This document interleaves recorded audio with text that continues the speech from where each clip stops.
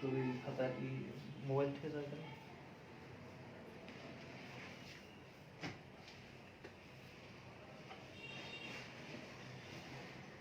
ওখানে রাখতে দেবো।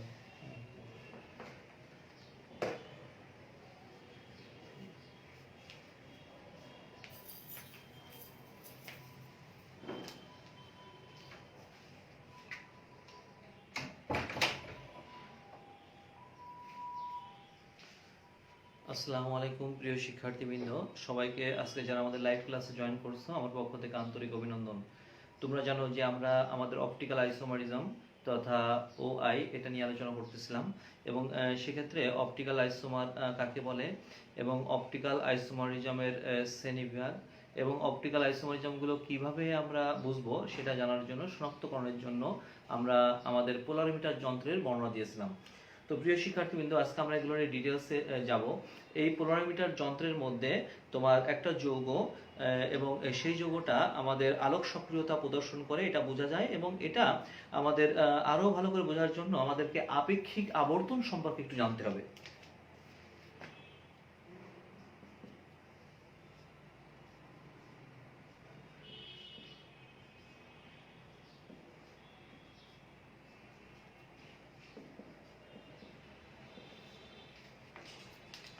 তো বড় করে হেডিং দাও আপেক্ষিক আবর্তন।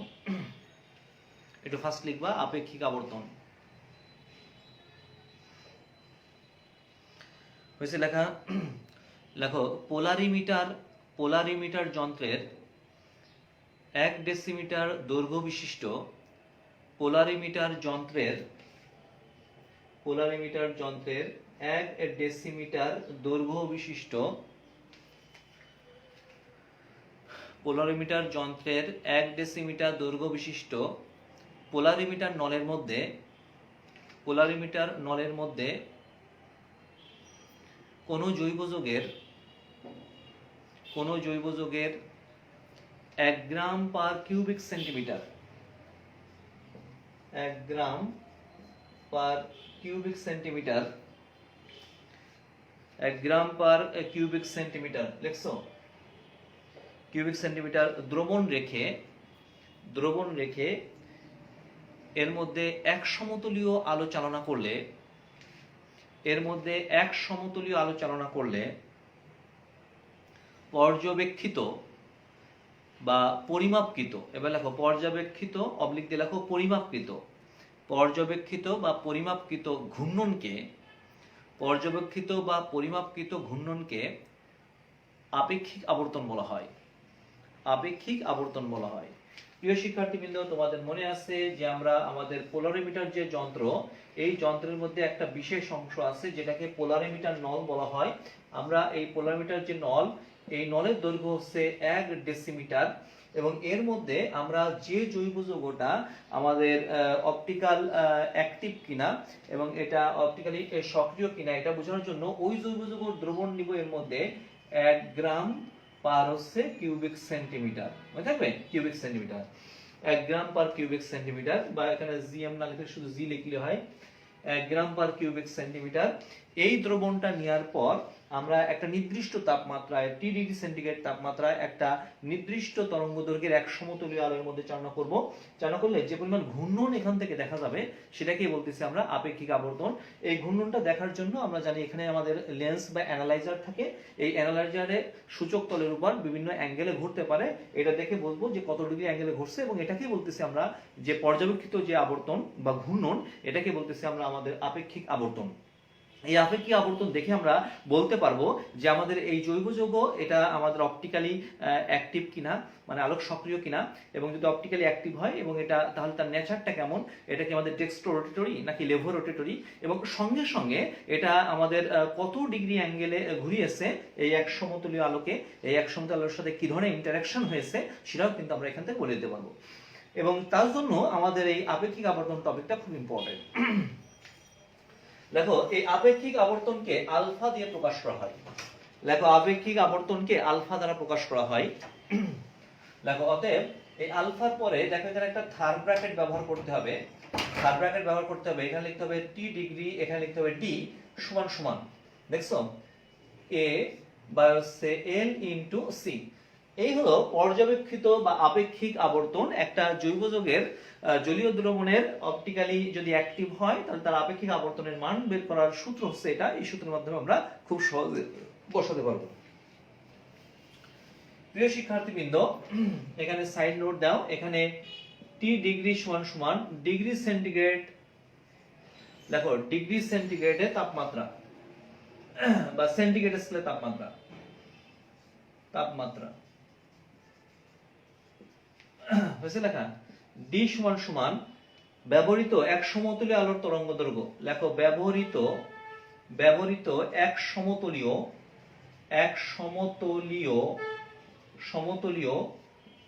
আলোর তরঙ্গদৈর্ঘ্য মনে থাকবে, ব্যবহৃত এক সমতলীয় আলোর তরঙ্গদৈর্ঘ্য। এখানে এ ইকুয়াল টু পর্যবেক্ষিত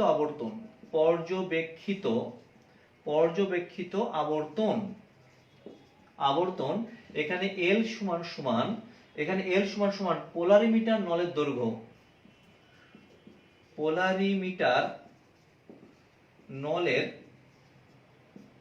নলের দৈর্ঘ্য এগুলোর উপর ডিপেন্ড করতেছে, যেটা কিনা অন ডেসিমিটার হয়েছে লেখা।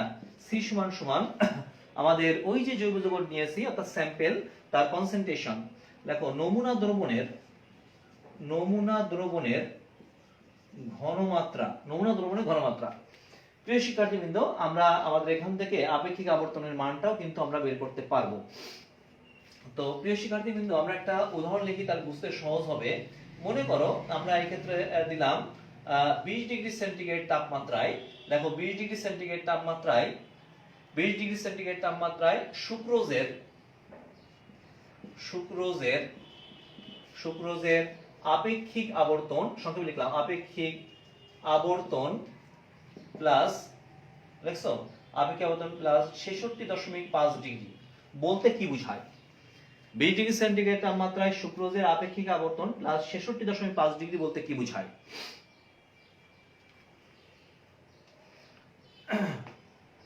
লেখা 20 ডিগ্রি সেন্টিগ্রেড তাপমাত্রায় সুক্রোজের আপেক্ষিক আবর্তন প্লাস 66.5 ডিগ্রি বলতে কি বোঝায়? খুব ইম্পর্টেন্ট কোশ্চেন প্রিয় শিক্ষার্থীবৃন্দ। এই ধরনের আন্ডারস্ট্যান্ডিং কোশ্চেন আমাদের পরীক্ষা আসবে। আমি সংক্ষেপে একটু বলতেছি, তারপর আমরা একটু লিখে দেব। প্রিয় শিক্ষার্থীবৃন্দ, এখান থেকে কি আমরা বলতে পারবো না যে 20 ডিগ্রি সেন্টিগ্রেড তাপমাত্রায় ডি তরঙ্গ দৈর্ঘ্য বিশিষ্ট এক সমতুল্য আলোকে, দেখছো, আমাদের পোলারিমিটার যন্ত্রের 1 ডেসিমিটারের নলের মধ্যে সুক্রোজের জলীয় দ্রবণ রেখে এর মধ্যে আমাদের যদি ডি তরঙ্গ দৈর্ঘ্য বিশিষ্ট এক সমতুল্য আলো চালনা করা হয়, তাহলে এই ক্ষেত্রে আমাদের এই সুক্রোজের জলীয় দ্রবণ সে এক সমতুল্য আলোর তলকে আমাদের ডান দিকে ঘোরাবে এবং এই ক্ষেত্রে ঘূর্ণনের মানটা হলো 66.5 ডিগ্রি। বুঝা গেছে? তাহলে আমরা আবার বলি যে আমাদের 20 ডিগ্রি সেন্টিগ্রেড তাপমাত্রায় সুক্রোজের আপেক্ষিক আবর্তন এত ডিগ্রি বলতে বোঝায় সুক্রোজের এই যে জলীয় দ্রবণটা এটা যদি পোলারিমিটার যন্ত্রের 1 ডেসিমিটার নলের মধ্যে আমরা রাখি এবং তার মধ্যে যদি 30 ডিগ্রি সেন্টিগ্রেড তাপমাত্রায় এক সমতলীয় আলো, যেটা কিনা ডি তরঙ্গ দৈর্ঘ্যের এক সমতলীয় আলো চালনা করলে সুক্রোজের এই জলীয় দ্রবণ ওই এক সমতল আলোকে ডান দিকে ঘোরাবে এবং এই ঘূর্ণনের মানটা হচ্ছে 66.5 ডিগ্রি। বুঝা গেছে ব্যাখ্যা? তো আমরা একটু ডিটেইলসে যাই, তারপরে সংক্ষেপে লিখে দেব। লেখো এটি দ্বারা বুঝাই, এরকম লেখো এটি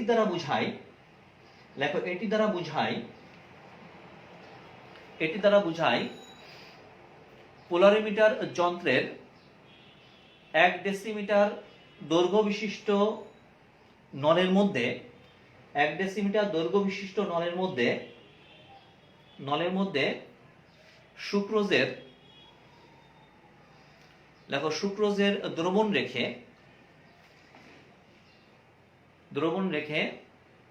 20 ডিগ্রি সেন্টিগ্রেড তাপমাত্রায় ডি তরঙ্গ দৈর্ঘ্য বিশিষ্ট এক সমতলীয় আলো চালনা করলে এক্ষেত্রে পর্যবেক্ষিত আবর্তন বা ঘূর্ণনের মান পর্যবেক্ষিত আবর্তন তথা আপেক্ষিক আবর্তন ডানমুখী এবং এর মান হলো 66.5 ডিগ্রি। আপেক্ষিক আবর্তন ডানমুখী এবং এর মান হলো 66.5 ডিগ্রি। এটা দ্রুত লেখো, এবং এর মান হলো 66.5 ডিগ্রি।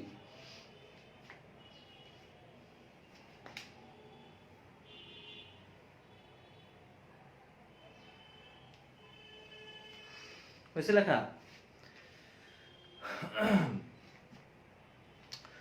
লেখো আরেকটা একটু লেখো 20 ডিগ্রি সেন্টিগ্রেড তাপমাত্রায় গ্লুকোজের আপেক্ষিক আবর্তন -52.3 ডিগ্রি বলতে কি বুঝো? 20 ডিগ্রি সেন্টিগ্রেড তাপমাত্রায় গ্লুকোজের আপেক্ষিক আবর্তন -52.3 ডিগ্রি বলতে কি বুঝো? দেখো তো নিজেরা সলভ করতে পারো কিনা, দ্রুত লেখো।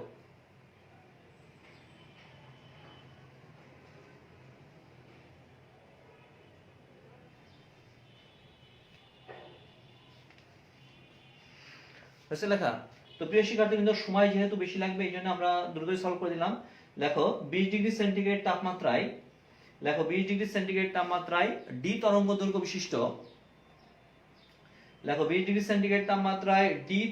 দৈর্ঘ্য বিশিষ্ট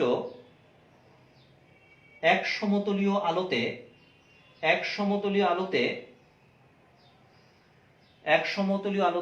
সংক্ষেপে লিখতেছি। 20 ডিগ্রি সেন্টিগ্রেড তাপমাত্রায় ডি তরঙ্গ দৈর্ঘ্য বিশিষ্ট এক সমতলীয় আলোতে গ্লুকোজের আপেক্ষিক আবর্তন জলীয় দ্রবণে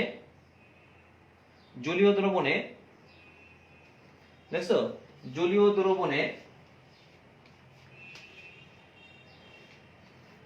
দ্রবণে বাম আবর্তী, দেখো মাইনাস মান হচ্ছে বাম আবর্তী, জলীয় দ্রবণে বাম আবর্তী এবং এর মান হলো 52.3 ডিগ্রি।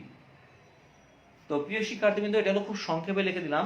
আমরা বললাম যে 20 ডিগ্রি সেন্টিগ্রেড তাপমাত্রায় ডি তরঙ্গ দৈর্ঘ্য বিশিষ্ট এক সমতলীয় আলোতে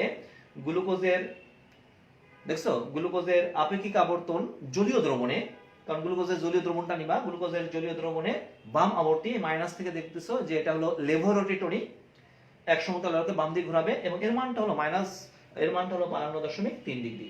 তো প্রিয় শিক্ষার্থীবৃন্দ, এই ধরনের প্রশ্ন খুবই ইম্পর্টেন্ট। আমরা আশা করি যে এই মানগুলো দেখে তোমরা অ্যান্সার করতে পারবা।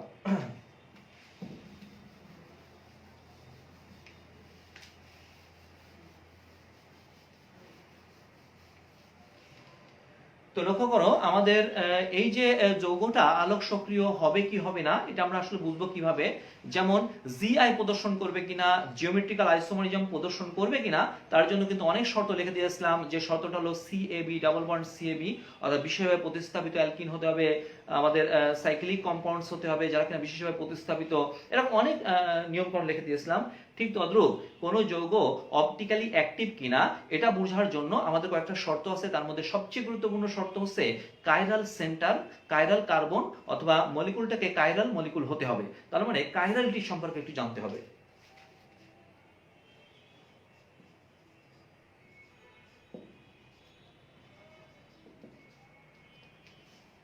দেখো কাইরাল কার্বন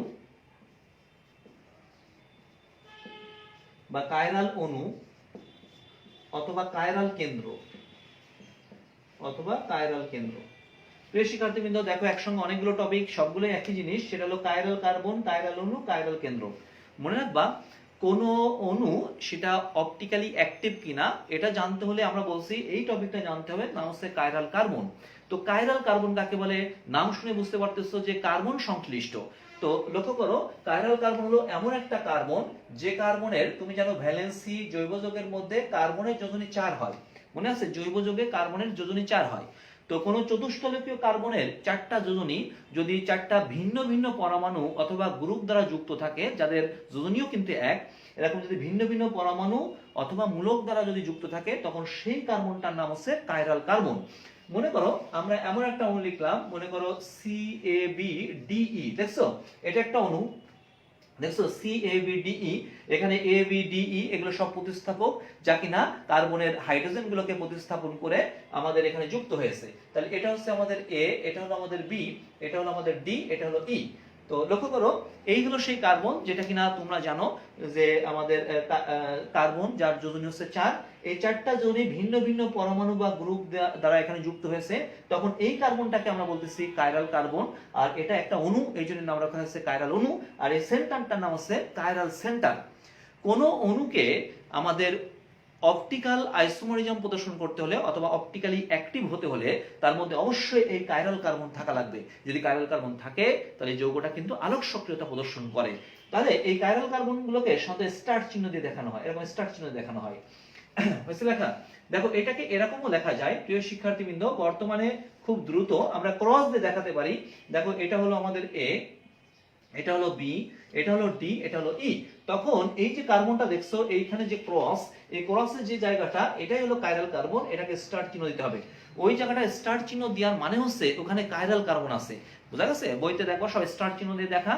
তো যদি কোনো অণুর মধ্যে এরকম ভাবে আমাদের কার্বন থাকে তখন সেই কার্বনটাকে আমরা বলছি কাইরাল কার্বন। তাহলে ডেফিনেশনটা আমরা আরেকবার একটু বলি যে কোনো চতুষ্ফলকীয় কার্বন পরমাণুর 4টা যোজনী যদি 4টা ভিন্ন ভিন্ন পরমাণু অথবা মূলক দ্বারা যদি যুক্ত থাকে তখন সেই কার্বনটার নাম হচ্ছে কাইরাল কার্বন। অণুটাকে বলা হয় কাইরাল অণু, আর এই সেন্টারটার নাম হচ্ছে কাইরাল সেন্টার। কোন অণুর মধ্যে যদি এরকম ভাবে কাইরালিটি থাকে বা কাইরাল কার্বন থাকে তাহলে যৌগটা অবশ্যই আলোক সক্রিয়তা প্রদর্শন করতে পারে। পারবেই যে এমন কোনো কথা নাই, পারে। তো প্রিয় শিক্ষার্থীবৃন্দ তাহলে ডেফিনিশনটা একটু লেখো। লেখো কোন চতুষ্ফলকীয় কার্বন পরমাণুর, লেখো কোন চতুষ্ফলকীয় কার্বন পরমাণুর 4টি যোজনী, কোন চতুষ্ফলকীয় কার্বন পরমাণুর 4টি যোজনী যদি 4টি ভিন্ন ভিন্ন পরমাণু, এটা ফার্স্ট লেখো, কোন চতুষ্ফলকীয় কার্বন পরমাণুর 4টি যোজনী যদি 4টি ভিন্ন ভিন্ন পরমাণু বা মূলক দ্বারা যুক্ত থাকে, যদি 4টি ভিন্ন ভিন্ন পরমাণু অথবা মূলক দ্বারা যুক্ত থাকে তখন সেই কার্বনকে কাইরাল কার্বন বলা হয়। কোন চতুষ্ফলকীয় কার্বন পরমাণুর 4টা যোজনী যদি 4টা ভিন্ন ভিন্ন পরমাণু অথবা মূলক দ্বারা যুক্ত থাকে তখন সেই কার্বনটিকে কাইরাল কার্বন বলা হয় এবং অণুটাকে কাইরাল অণু বলা হয় এবং এই কেন্দ্রটিকে কাইরাল কেন্দ্র বলা হয় এবং এই কেন্দ্রটিকে কাইরাল কেন্দ্র বলা হয়। লেখো কাইরাল কার্বনকে স্টার চিহ্ন দিয়ে দেখানো হয়। লেখো কাইরাল কার্বনকে স্টার চিহ্ন দিয়ে দেখানো হয়, যেমন CABDE, দেখছো এখানে স্টার চিহ্ন দিয়েছি, এরকম লেখো অথবা এরকম লেখো। এটাই হলো সেই কাইরাল কার্বন, কাইরাল কার্বন। এটাই হলো টোটালটা হচ্ছে কাইরাল অণু। আর এই সেন্টারটাকে বলছি আমরা কাইরাল সেন্টার, এই হলো সেই কাইরাল সেন্টার।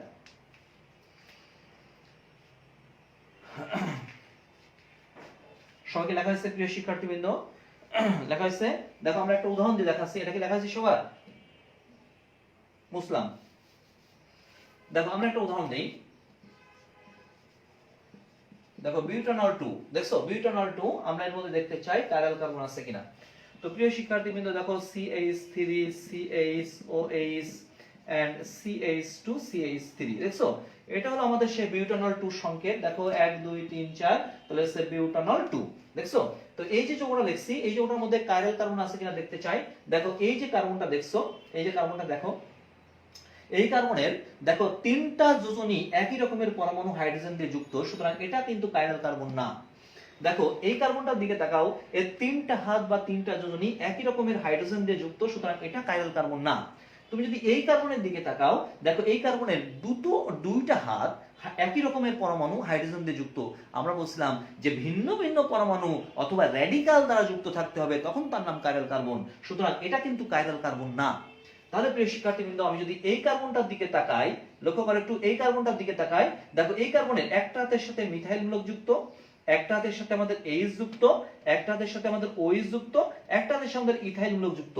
তাহলে আমি বলতে পারি এই কার্বনের চারটা ভ্যালেন্সি বা চারটি যোজনী ভিন্ন ভিন্ন পরমাণু অথবা র্যাডিকাল দ্বারা যুক্ত, তখন এই কার্বনটার নাম হচ্ছে কাইরাল কার্বন।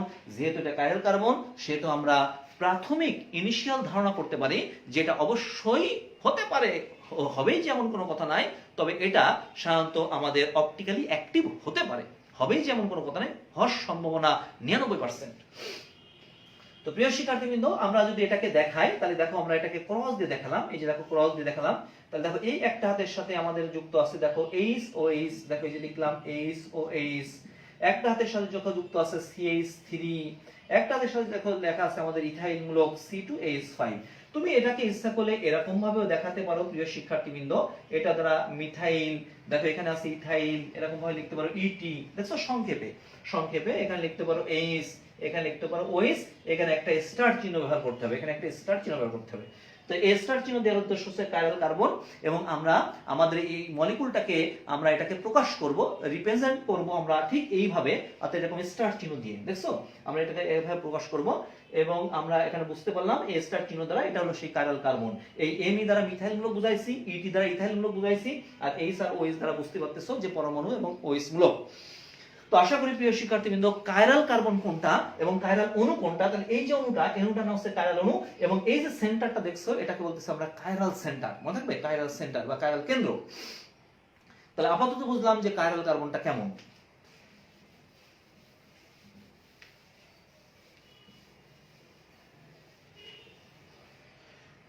তো প্রিয় শিক্ষার্থীবৃন্দ আমরা তাহলে এবার একটু শর্তে যাব, কারণ তোমাদের প্রশ্ন হতে পারে স্যার আমাদের বইতে তো লেখা আছে যে কাইরাল কার্বন থাকলে আলোক সমতা প্রদর্শন করবে, তাহলে আপনার শর্তগুলো কি বলবেন। হ্যাঁ, আমরা এখন তাহলে যে আমরা কখন একটা অণুকে অপটিক্যাল অ্যাক্টিভ বলবো বা আমাদের অপটিক্যাল আইসোমারিজম প্রদর্শন করবে, তার জন্য আমি কিছু সূত্র বা শর্ত এখন লিখে দিচ্ছি। লেখো কোন যৌগের, বা এরকম ভাবে লেখো আলোক সক্রিয়তার শর্ত, এরকম ভাবে লেখো আলোক সক্রিয়তার শর্ত, লেখো আলোক সক্রিয়তার শর্ত, আলোক সক্রিয়তার শর্ত। প্রথম শর্ত, একদম প্রথম শর্ত এরা, লেখো অণুটিতে অবশ্যই কাইরাল কার্বন থাকতে হবে। দেখো এটা একটা শর্ত, লেখো অণুটিতে অবশ্যই কাইরাল কার্বন থাকতে হবে। অণুটিকে দেখছো অণুটিতে অবশ্যই কাইরাল কার্বন থাকতে হবে, প্রথম শর্ত। 2 নাম্বার, লেখো সৃষ্ট সমাণুগুলো, লেখো সৃষ্ট সমাণুগুলো পরস্পরের দর্পণ প্রতিবিম্ব হতে হবে। অর্থাৎ আমাদের এই মলিকুলগুলো যে সমাণু তৈরি করার কথা বলতেছি, তারা যেন পরস্পরের মিরর ইমেজ হয়। লেখো সৃষ্ট সমাণুগুলো পরস্পরের দর্পণ প্রতিবিম্ব হতে হবে, সৃষ্ট সমাণুগুলো পরস্পরের দর্পণ প্রতিবিম্ব হতে হবে। তো প্রিয় শিক্ষার্থীবৃন্দ দেখো আমরা একটু আগে দেখিয়েছিলাম তোমাদের, মনে করো A, এটা হলো B, এটা হলো D, এটা হলো E। তো আমি যদি এখানে একটা মিরর ধরি, সঙ্গে সঙ্গে মিরর ইমেজ তৈরি হবে, বিকজ তুমি জানো যে আমাদের এই যে আমাদের কার্বনটা কাইরাল সেন্টার, তার দেখো ডান হাত বাম হাত আছে, এবং এখানে যে আমাদের হাতগুলো আছে প্রত্যেকটা হাত কিন্তু ভিন্ন ভিন্ন পরমাণু দিয়ে যুক্ত। এই জন্য এই কার্বনটার নাম হচ্ছে কাইরাল কার্বন। কাইরালের অর্থ হচ্ছে অপ্রতিসম কার্বন। তার মানে আমাদের এই হাতের মতো আমাদের এই হাতের যে আঙ্গুলগুলো আছে এটা হলো অপ্রতিসম হাত, যার জন্য এরা মিরর ইমেজ তৈরি করতে পারে। অর্থাৎ এর উপর যখন এক সমতলে আলো ফেলা হয় তখন আমাদের এই লাইটের উপর বিভিন্ন রকম ইন্টারাকশন হয়। অর্থাৎ এই ভিন্ন ভিন্ন গ্রুপ ভিন্ন ভিন্ন ভাবে লাইটের উপর এরা আমাদের ইন্টারাকশন করে, যার জন্য এরা মিরর ইমেজ তৈরি করতে পারে। এখানে কিছু ফিজিক্সের কথাবার্তা আছে, তোমাদের ফিজিক্সের লাইট চ্যাপ্টারে সারা সম্ভবত এগুলো পড়িয়েছে। প্রিয় শিক্ষার্থীবৃন্দ, আমরা জানি যে আমরা মিররের সামনে দাঁড়ালে আমাদের ঠ্যাং কিন্তু উপরের দিকে যায় না, ডান হাত বাম হাত বলে মনে হয়। জাস্ট ডান হাতটা বাম হাত আর বাম হাতটা ডান হাত বলে মনে হবে। দেখছো? তখন এই স্টার্ট চিহ্নটা তুমি এই পাশে দিবা। তো প্রিয় শিক্ষার্থীবৃন্দ, দেখো আমরা এখানে যে অণুটা লিখছিলাম CABDE, আমরা এই কার্বনটাকে বলতেছিলাম কাইরাল কার্বন, যার চারটা হাত চার রকমের পরমাণু দ্বারা যুক্ত। তাহলে আমরা বলছিলাম অপ্রতিসম কার্বন থাকতে হবে, আছে।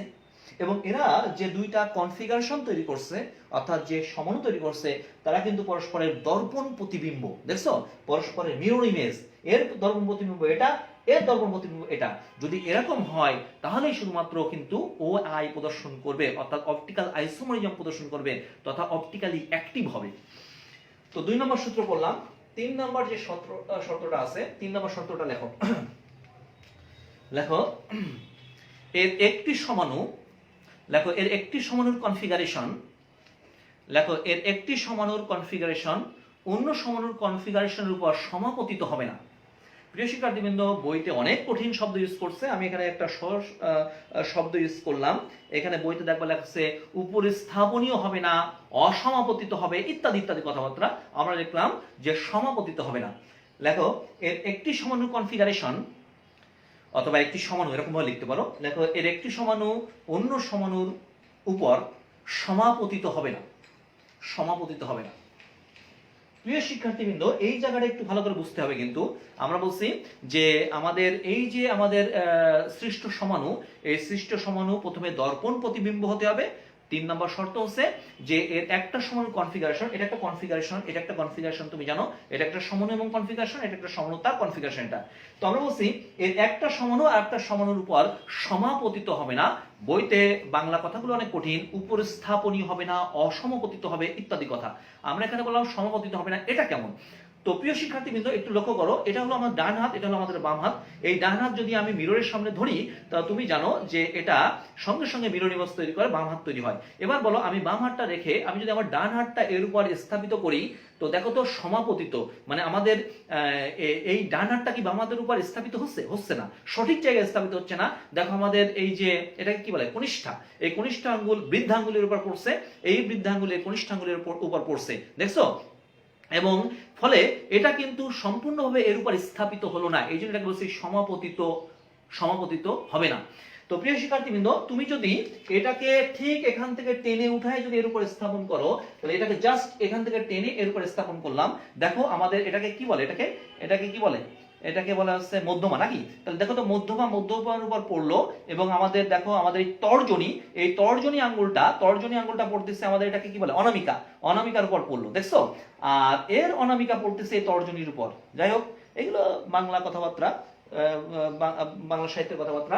আমরা যেটা বলতেছি, জাস্ট আমি যদি এটাকে টেনে এর উপর উঠাই, তাহলে দেখো তো আমাদের এই ডি কিন্তু ডির উপর পড়ছে না, ডি পড়তেছে বির উপর, আর এখানে বিটা পড়তেছে, লক্ষ্য করো একটু, আমাদের ডির উপর।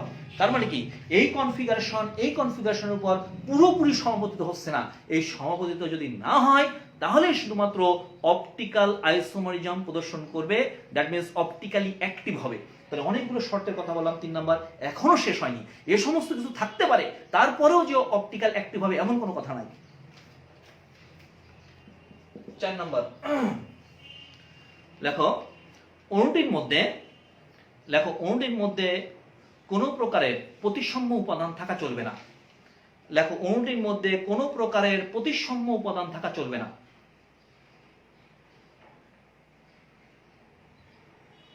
লেখছো অণুটির মধ্যে কোনো প্রকার প্রতিসাম্য উপাদান, কোন রকমের প্রতিসাম্য, সিমেট্রিক উপাদান, মনে থাকবে, সিমেট্রিক মানে প্রতিসাম্য, কোন রকমের প্রতিসাম্য উপাদান থাকা চলবে না। অর্থাৎ লেখো, অর্থাৎ ব্র্যাকেটে লেখো বা অর্থাৎ দিয়ে লেখো প্রতিসাম্য তল, কমা কেন্দ্র প্রতিসাম্য, কেন্দ্র প্রতিসাম্য অথবা পরবর্তী অক্ষ প্রতিসাম্য প্রতিসাম্য থাকবে না। অর্থাৎ অণুটিকে সামগ্রিকভাবে অপ্রতিসম হতে হবে। অর্থাৎ অণুটিকে সামগ্রিকভাবে অপ্রতিসম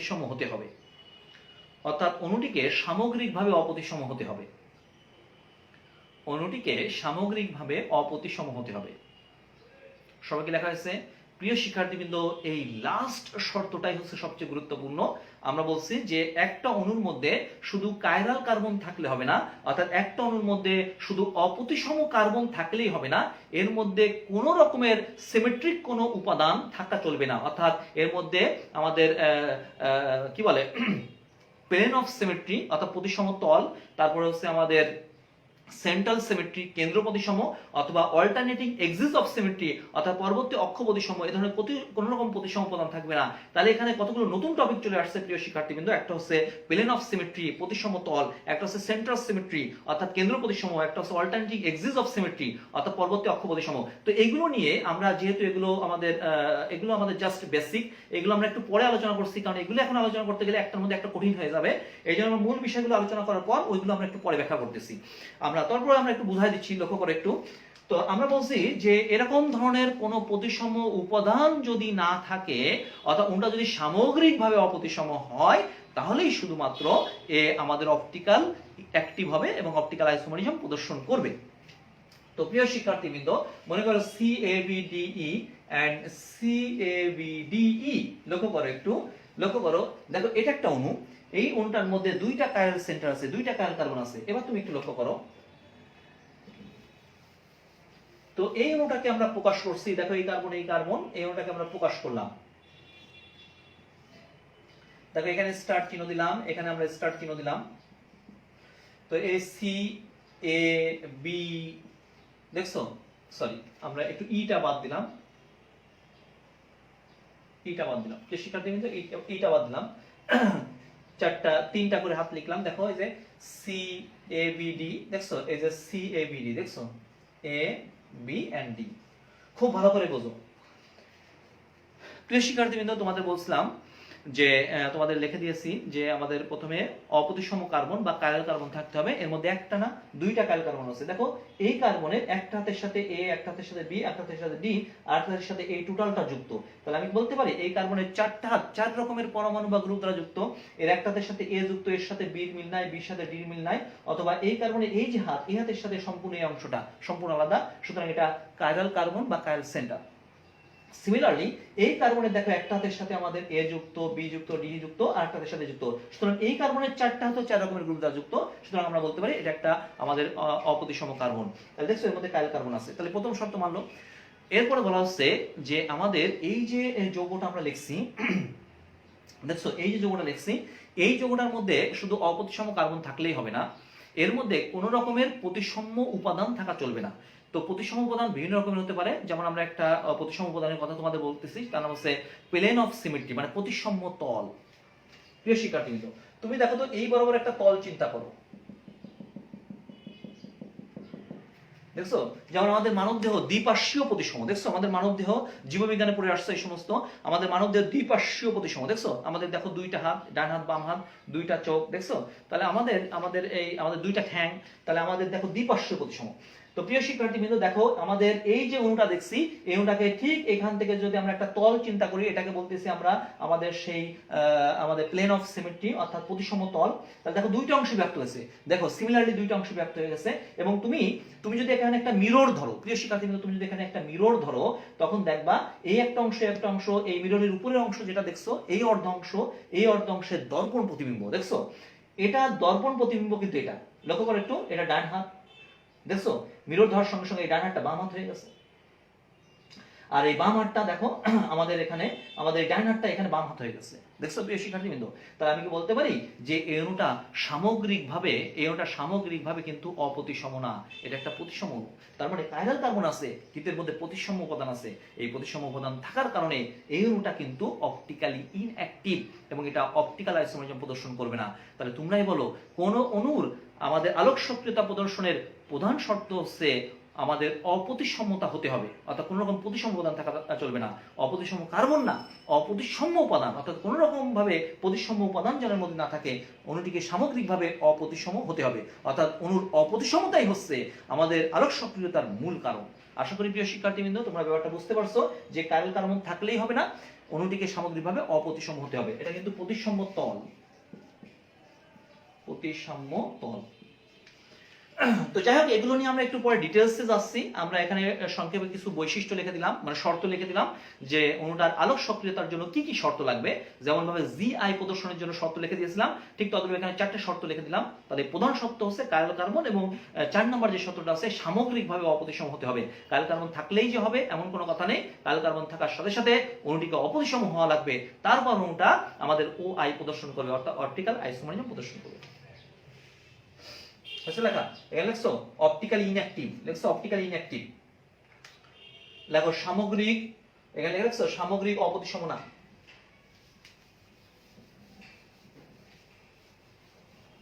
তো প্রিয় শিক্ষার্থীবৃন্দ, আমরা এখন কয়েকটা উদাহরণ লিখি, তাহলে তোমাদের বুঝতে সহজ হবে।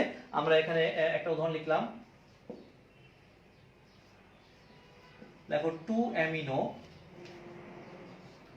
Propanoic acid. প্রিয় শিক্ষার্থীবৃন্দ, 2 অ্যামিনো প্রোপানোয়িক অ্যাসিড, তুমি একটু বের করো তো 2 অ্যামিনো প্রোপানোয়িক অ্যাসিড। এই 2 অ্যামিনো প্রোপানোয়িক অ্যাসিডের সংকেতটাকে একটু লেখো। দেখো 2 amino propanoic acid, that means 3টা কার্বন আছে। প্রিয় শিক্ষার্থীবৃন্দ দেখো এরকম ভাবে 3টা কার্বন, দেখছো প্রোপানোয়িক অ্যাসিড, তাহলে কার্বক্সিল মূলক। এবার আছে 2 অ্যামিনো, এখানে একটা অ্যামিনো মূলক NH2, আর কার্বনের বাকি হাতগুলো আমাদের হাইড্রোজেন দিয়ে পূর্ণ করলাম, এখানে হচ্ছে CH3, এখানে হচ্ছে H। প্রিয় শিক্ষার্থীবৃন্দ, এবার দেখতে চাই এই যৌগটা জিআই প্রদর্শন করবে নাকি আমাদের ওআই প্রদর্শন করবে, মানে জিওমেট্রিক্যাল আইসোমারিজম প্রদর্শন করবে নাকি অপটিক্যাল আইসোমারিজম প্রদর্শন করবে, এটা দেখতে চাই। তবে তার আগে এটা অপটিক্যালি অ্যাক্টিভ কিনা এটা আমরা জানতে চাই। আমরা বলছিলাম যে অণুটার মধ্যে কাইরাল কার্বন থাকতে হবে, তো আমরা তাহলে অপটিক্যাল আইসোমারিজম হবে। আর যদি আমাদের বিশেষভাবে প্রতিস্থাপিত অ্যালকেন হয় তাহলে জিআই। তাহলে এর মধ্যে যেহেতু দ্বিবন্ধন নাই সেহেতু এটা জিআই প্রদর্শন করলো না। দেখো এই কার্বনের দিকে তাকাও, এই কার্বনের 4টা হাতের মধ্যে 3টা হাত একই রকমের পরমাণু দ্বারা যুক্ত, সুতরাং এটা কাইরাল কার্বন না। দেখো এই কার্বনের 2টা হাতের সাথে একই অক্সিজেন যুক্ত, সুতরাং এটা কাইরাল কার্বন না। বাট এই কার্বনের দিকে তাকাও, এই কার্বনের একটা হাতের সাথে মিথাইল মূলক, একটা হাতের সাথে অ্যামিনো মূলক, একটা হাতের সাথে কার্বক্সিল মূলক, একটা হাতের সাথে H, সুতরাং এটা কিন্তু কাইরাল কার্বন তথা কাইরাল সেন্টার, মলিকুলটা কিন্তু কাইরাল অণু। তো তাই যদি হয় তাহলে আমরা যদি এটাকে লিখি, একটু খেয়াল করো প্রিয় শিক্ষার্থীবৃন্দ, একটা কথা মনে রাখবা, শান্ত হালকা গ্রুপ দিয়ে, মানে বৃহৎ আকারে, মানে দেখতে বৃহৎ এরকম গ্রুপ দিয়ে শান্ত হেড এবং টেল তৈরি করবা, আর দেখতে ক্ষুদ্র বা হালকা এরকম গ্রুপ দিয়ে শান্ত হ্যান্ড তৈরি করলে ভালো হয়। তো প্রিয় শিক্ষার্থীবৃন্দ দেখো এই কার্বক্সিল মূলক দেখতে অনেক বৃহৎ, এটাকে আমরা হেড, এবং এই যে মিথাইল মূলক অনেক বেশি জায়গা জুড়ে আছে, এটা হচ্ছে আমরা টেল তৈরি করলাম। আর এখানে H আর NH2, এখানে হচ্ছে আমরা H লিখলাম, এখানে হচ্ছে আমরা NH2 লিখলাম। এটা কিন্তু আমাদের সেই কাইরাল কার্বন। তো প্রিয় শিক্ষার্থীবৃন্দ দেখো আমরা যে ডেফিনেশন দিয়েছি তার সাথে মিলল কিনা, যে অণুটিতে কাইরাল কার্বন থাকতে হবে, আছে। এবার আমরা এর সামনে একটা মিরর ধরবো।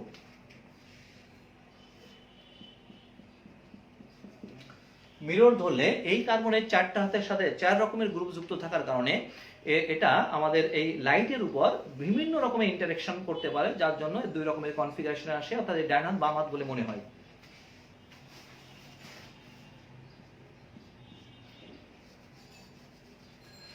তো দেখো ডান হাত NH2,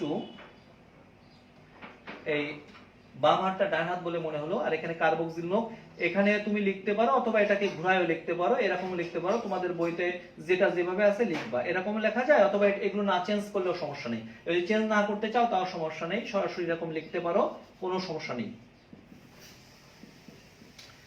তো প্রিয় শিক্ষার্থীবৃন্দ একটু লক্ষ্য করো, তাহলে দেখো এই যে 2 অ্যামিনো প্রোপানোয়িক অ্যাসিড লিখছি, এটা হচ্ছে তার ইউপ্যাক নাম, কারণ তুমি জানো এটা কিন্তু অ্যামাইনো অ্যাসিড, কারণ এই ক্ষেত্রে দেখো কার্বক্সিল মূলক যে কার্বনে যুক্ত সেই কার্বনে অ্যামিনো মূলক আছে, এই জন্য এটা কিন্তু অ্যামাইনো অ্যাসিড। তোমরা জানো মানবদেহের জন্য গুরুত্বপূর্ণ অ্যামাইনো অ্যাসিড 20টা, তার মধ্যে 10টা মানবদেহে তৈরি হয়, এই জন্য খাদ্যের সাথে গ্রহণ করতে হয় না, এটাকে নন এসেনশিয়াল অ্যামাইনো অ্যাসিড বলা হয়। এবং যেটা খাদ্যদ্রব্যের সাথে অবশ্যই গ্রহণ করতে হবে তার হচ্ছে এসেনশিয়াল অ্যামাইনো অ্যাসিড। তো এই যে অ্যামাইনো অ্যাসিডটা, এই অ্যামাইনো অ্যাসিডে আমাদের দেখো মিথাইল মূলক যুক্ত আছে। যদি এখানে মিথাইল মূলক যুক্ত না থাকতো তখন তার হচ্ছে গ্লাইসিন, যদি মিথাইল মূলক যুক্ত থাকে তখন হচ্ছে অ্যালানিন, নট আলামিন, অ্যালানিন। তো প্রিয় শিক্ষার্থীবৃন্দ, এই যে অ্যালানিন লিখলাম, এটা একটা অ্যালানিন, এটাও অ্যালানিন। তো এর দুই রকমের দেখো আমাদের সমাণু পেয়েছি। এর একটা এক সমতুল্য আলো, এর যে কনফিগারেশন, এটা এক সমতুল্য আলোর উপর যেভাবে ইন্টারেকশন হবে, আমাদের এটা এক সমতুল্য আলোর উপর কিন্তু ভিন্ন ইন্টারেকশন দেখাবে। ফলে এটা এক সমতল আলোর তলকে যত ডিগ্রি অ্যাঙ্গেলে যেদিকে ঘোরাবে, এটা এক সমতল আলোর তলকে তত ডিগ্রি অ্যাঙ্গেলকে বিপরীত দিকে ঘোরাবে। ফলে দুই রকমের কনফিগারেশন পাবো, একটা হলো ডি সমাণু, একটা হচ্ছে এল সমাণু। বোঝা গেছে ব্যাপারটা? এখন তোমার প্রশ্ন হতে পারে যে স্যার কোনটা ডি কোনটা এল, এটা কেউ বলতে পারবে না। আমি কেন, কোনো বিজ্ঞানী বলতে পারবে না এর মধ্যে কোনটা ডি কোনটা এল, কারণ এগুলো জানতে হলে পোলারোমিটার যন্ত্র লাগবে। এই যন্ত্রের মাধ্যমে পরীক্ষা নিরীক্ষা করে আমাদের চার্টে যদি লেখা থাকে লিখবা। এছাড়াও একজন বিখ্যাত বিজ্ঞানী সে একটা সূত্র বের করছে এবং এগুলো নিয়ে অনেক গবেষণা করছে, তার নাম অনুসারে আমরা সূত্রটা বলতেছি করণ সূত্র। এই সূত্রের মাধ্যমে ব্যাখ্যা করতে পারবো। দেখো করণ সূত্র,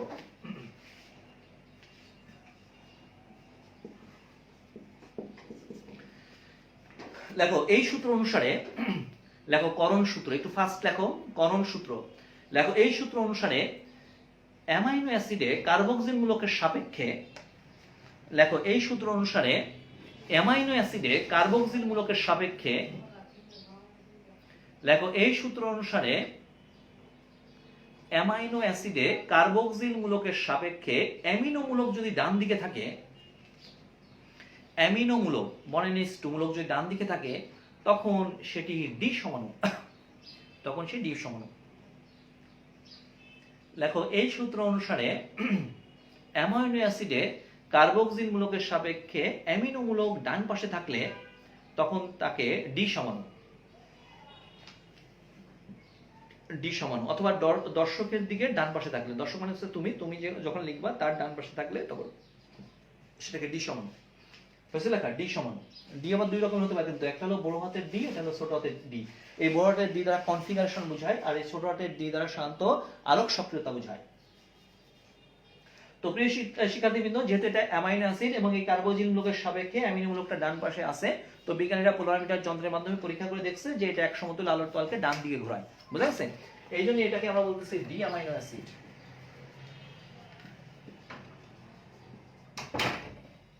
হয়েছে লেখা ডি অ্যালানিন। আমরা বলতেছিলাম যে আলামিন না, আলামিন এটা একটা বিশাল ব্যাপার। তোমরা জানো যে রাসূলুল্লাহ সাল্লাল্লাহু আলাইহি ওয়াসাল্লামকে আলামিন নামে ডাকতো তোমার ইহুদিরা। তো যাই হোক, আমরা এটাকে বলতেছি যে ডি অ্যালানিন, ডি অ্যালানিন। তো এটা যদি ডি মানে ডি অ্যালানিন হয় তাহলে এটা হবে এল অ্যালানিন।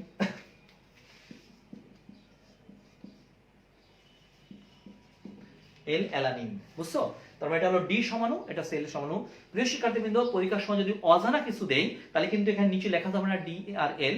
তুমি বলবা যে উদ্দীপকে উল্লেখিত যৌগটির মধ্যে কাইরাল কার্বন আছে, কোন রকমের প্রতিসম উপাদান নাই, সুতরাং যৌগটি আলোক সক্রিয় সমতা প্রদর্শন করবে এবং এটা দুইটা সমান হবে, একটা হবে ডি সমাণু, একটা হবে এল সমাণু। এর একটা নাম হবে ডি অ্যালানিন, একটা হবে এল অ্যালানিন। নিচে কনফিগারেশন দেখানো হলো, বাট লেখা যাবে না কোনটা ডি কোনটা এল, কারণ তুমি কিন্তু জানো না। এটা তো করণ সূত্র অ্যামাইনো অ্যাসিডের ক্ষেত্রে ব্যাখ্যা করলাম। সবাইকে লেখা হয়েছে? লেখা হয়েছে?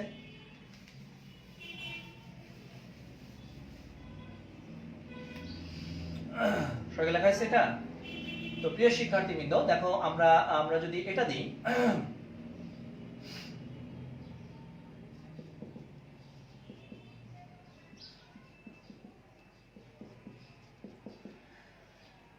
প্রিয় শিক্ষার্থীবৃন্দ, এই যে অ্যামাইনো অ্যাসিডটা দেখছো এটা হচ্ছে গ্লাইসিন। তো বলো তো এই যে গ্লাইসিনের কথা বললাম, এটা আমাদের এটার ক্ষেত্রে কনফিগারেশনটা কেমন আসবে, মানে এটা আমাদের অপটিক্যাল অ্যাক্টিভ হবে কিনা, মানে আলোক সক্রিয় হবে কিনা, এবং হলে কি কি সমাণু, মানে সেই সমাণুগুলো বলো একটু। নাম হচ্ছে গ্লাইসিন। তো শিক্ষার্থীবৃন্দ, এখানে ডিভাইস নাই, সো আমাকে সামনে গিয়ে দেখতে হচ্ছে। একটু দ্রুত অ্যান্সার করো, তাহলে দ্রুত অ্যান্সার করতে হবে।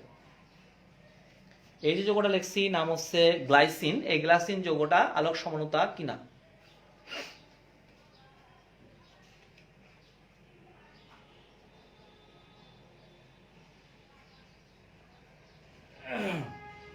দ্রুত দ্রুত অ্যান্সার করো। এই যোগটা ফাইন। এসআই রাকিব, রাকিব অ্যান্সার করছে নো। তারিন রহমান অ্যান্সার করছে নো। আর কেউ? তাসমিয়া তাবাসসুম লাবিবা অ্যান্সার করছে নো।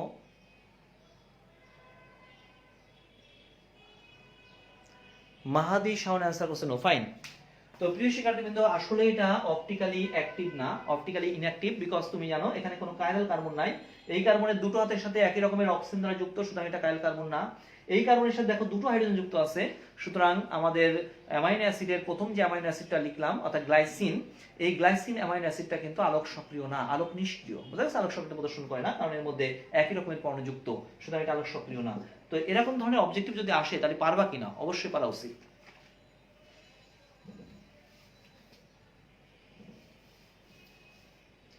প্রিয় শিক্ষার্থীবৃন্দ, আরেকটা লেখো তো। লেখো 2 হাইড্রোক্সি, লেখো 2 hydroxy propanoic acid. Propanoic acid, 2 hydroxy propanoic acid. হয়েছে লেখা? 2 হাইড্রোক্সি প্রোপানোয়িক অ্যাসিড। দেখো এই যোগটা আলোক সক্রিয়তা প্রদর্শন করবে কিনা। 2 হাইড্রোক্সি প্রোপানোয়িক অ্যাসিড, একটু ফাস্ট লেখো প্রিয় শিক্ষার্থীবৃন্দ।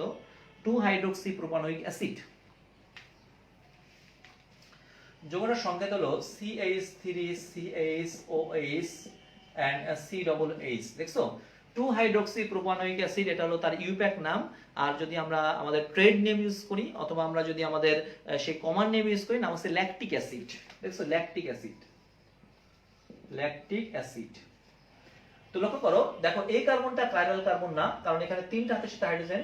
এই কার্বনটা কাইরাল কার্বন না, বাট এই কার্বনটা কিন্তু কাইরাল কার্বন। দেখছো? এই কার্বনটা কিন্তু কাইরাল কার্বন, যেহেতু এখানে 4টা হাতের সাথে কিন্তু 4 রকমের গ্রুপ দ্বারা যুক্ত।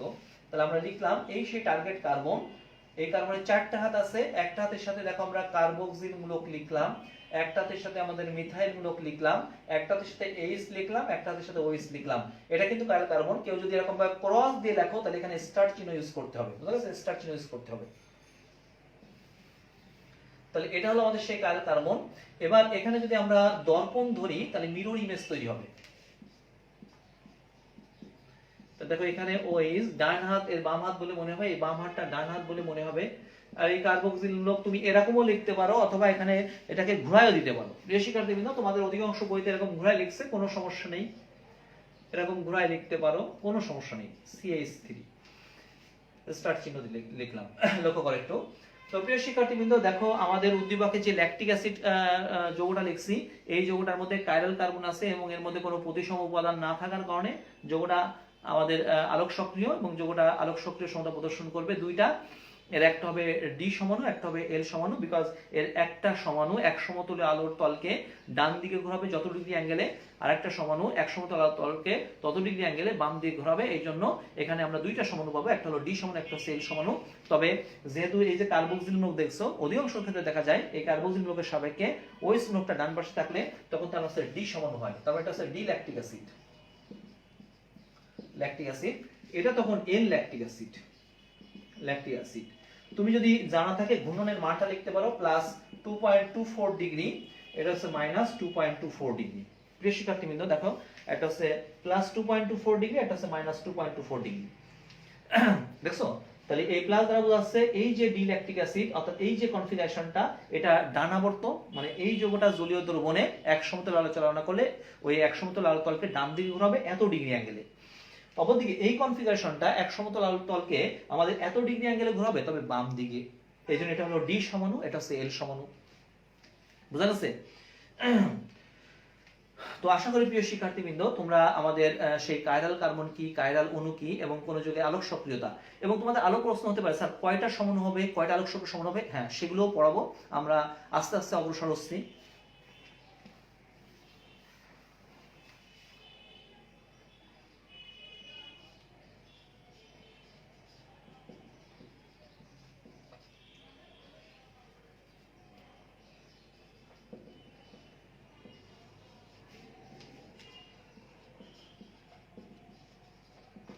প্রিয় শিক্ষার্থীবৃন্দ, আমাদের পরবর্তী টপিকটার নাম হচ্ছে এনানসিওমার। লক্ষ্য করো, আমাদের পরবর্তী টপিকটার নাম হচ্ছে এনানসিওমার। একটু দ্রুত লেখো, এনানসিওমার। হয়েছে লেখা? আমাদের পরবর্তী যে টপিকটা লিখছি আমরা, এই টপিকটার নাম হচ্ছে এনানসিওমার। একটু ফাস্ট লেখো, এনানসিওমার।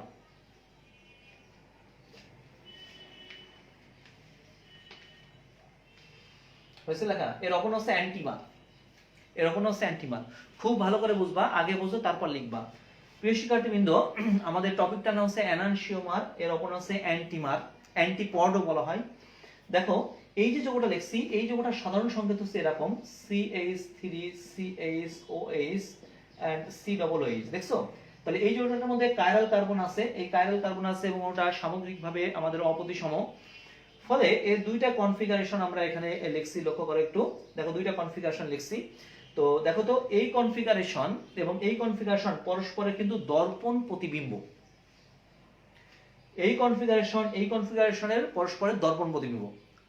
এই কনফিগারেশন এক সমতলে আলোকে দেখো এত ডিগ্রি অ্যাঙ্গেলে ঘুরিয়েছে ডান দিকে। এই কনফিগারেশন এক সমতলে আলোকে এ যত ডিগ্রি অ্যাঙ্গেলে ঘোরাচ্ছে ঠিক তত ডিগ্রি অ্যাঙ্গেলে ঘুরিয়েছে, কিন্তু ঘূর্ণনের দিকটা ভিন্ন। আবার বলি, এই যে দুইটা যৌগ লিখছি, এই দুইটা যৌগ দেখো এদের আণবিক সংকেত এক, গাঠনিক সংকেত এক, এবং এরা পরস্পরের দর্পণ প্রতিবিম্ব, এবং এদের আপেক্ষিক আবর্তনের মান একই কিন্তু দিকটা ভিন্ন। তখন এই আলোক সক্রিয় সমাণুগুলোকে পরস্পরের এনানসিওমার বলা হয়। তাহলে আমি কি বলতে পারি, ডি ল্যাকটিক অ্যাসিড এবং এল ল্যাকটিক অ্যাসিড পরস্পরের এনানসিওমার। এটাকে অ্যান্টিমারও বলা হয়, অ্যান্টিপডও বলা হয়। আবার বলি, এই যে দুইটা যৌগ লিখছি, এই দুইটা যৌগের আণবিক সংকেত এক, দেখছো, গাঠনিক সংকেত এক, এবং এদের অণুর মধ্যে একই রকমের কাইরাল কেন্দ্র আছে, এবং এদের দেখো এরা পরস্পরের দর্পণ প্রতিবিম্ব, এদের ভৌত ধর্ম রাসায়নিক ধর্ম একই, এদের আপেক্ষিক আবর্তনের মান একই, শুধুমাত্র দিকটা ভিন্ন।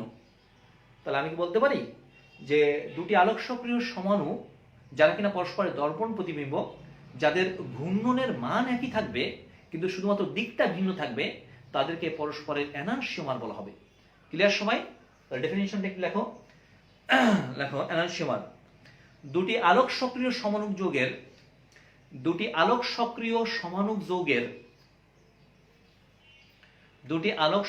সমাণুক যৌগের ঘূর্ণনের মান একই কিন্তু দিক ভিন্ন। ঘূর্ণনের মান একই কিন্তু দিক ভিন্ন। এটা হচ্ছে ডান আবর্ত, এটা হলো বাম আবর্ত, বাট একই অ্যাঙ্গেলে ঘোরাচ্ছে। দেখছো? ঘূর্ণনের মান একই কিন্তু দিক ভিন্ন। তাদেরকে পরস্পরের এনানসিওমার বলা হয়। তাদেরকে পরস্পরের এনানসিওমার বলা হয়। সবাইকে লেখা হয়েছে? লেখো বৈশিষ্ট্য।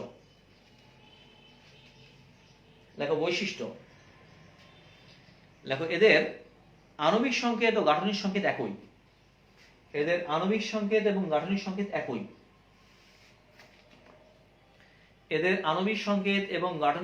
একই। হয়েছে লেখা? তাহলে প্রথম বৈশিষ্ট্যটা আমরা পেলাম যে এদের আণবিক সংকেত এবং গাঠনিক সংকেত একই।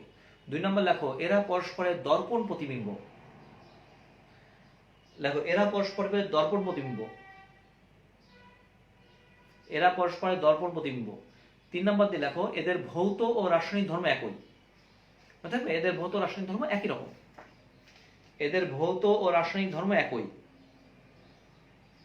হয়েছে?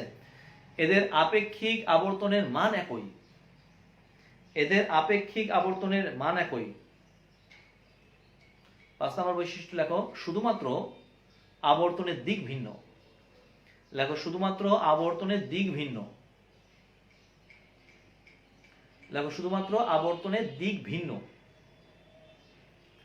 হয়েছে লেখা? লেখো যেমন ডি ল্যাকটিক অ্যাসিড এবং এল ল্যাকটিক অ্যাসিড পরস্পরের এনানসিওমার।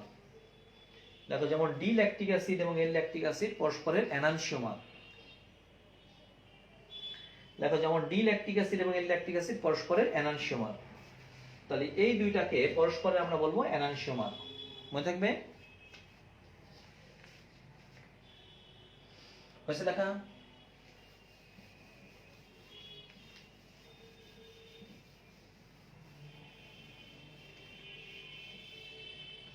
প্রিয় শিক্ষার্থীবৃন্দ, দেখো এটা পারো কিনা।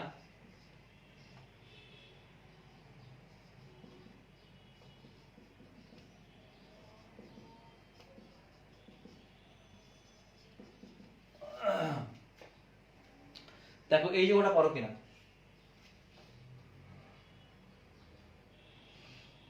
দেখছো? তো দেখো এই যৌগটার মধ্যে দেখো দুইটা কাইরাল কার্বন আছে,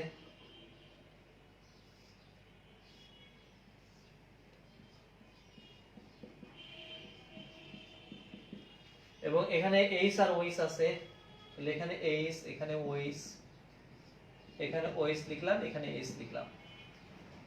প্রিয় শিক্ষার্থীবৃন্দ লক্ষ্য করো, এটা হলো সেই কাইরাল কার্বন, এটা হলো কাইরাল কার্বন, দেখছো? প্রিয় শিক্ষার্থীবৃন্দ একটা না দুইটা কাইরাল কার্বন আছে।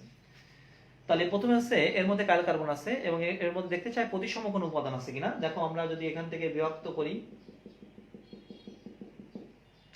দেখো প্রতিসম কোনো উপাদান নাই, দেখছো? প্রতিসম কোন রকমের উপাদান নাই। দ্যাট মিন্স এটাকে যদি ভাঁজ করে এর উপর ফেলো, দেখো এটা এর উপর পড়ছে, কিন্তু এখানে ওএস মূলকটা, দেখো এর মধ্যে ওএস মূলকটা কিন্তু এর উপর পড়তেছে না, দেখছো? এখানে এই এইচটা কিন্তু এর উপর পড়তেছে না, এখানে আছে ওএস। সুতরাং সমধর্মী যে গ্রুপগুলো আছে তার উপর সমাপতিত হচ্ছে না। তার মানে কি অসমাপতিত। সমাপতিত যদি না হয় তাহলে আমরা বলতে পারবো এর মধ্যে কোনো প্রতিসম কোনো উপাদান নাই, অর্থাৎ কোনো রকমের সিমেট্রিক কোনো উপাদান নাই, কোনো রকম প্রতিসম উপাদান নাই, অর্থাৎ প্লেন অফ সিমেট্রি নাই, তারপর সেন্ট্রাল সিমেট্রি নাই। সুতরাং এই যৌগটা অবশ্যই আমাদের আলোক সক্রিয় সমতা প্রদর্শন করবে। তো এর সামনে যদি আমরা মিরর ধরি, সঙ্গে সঙ্গে মিরর ইমেজ তৈরি হলো।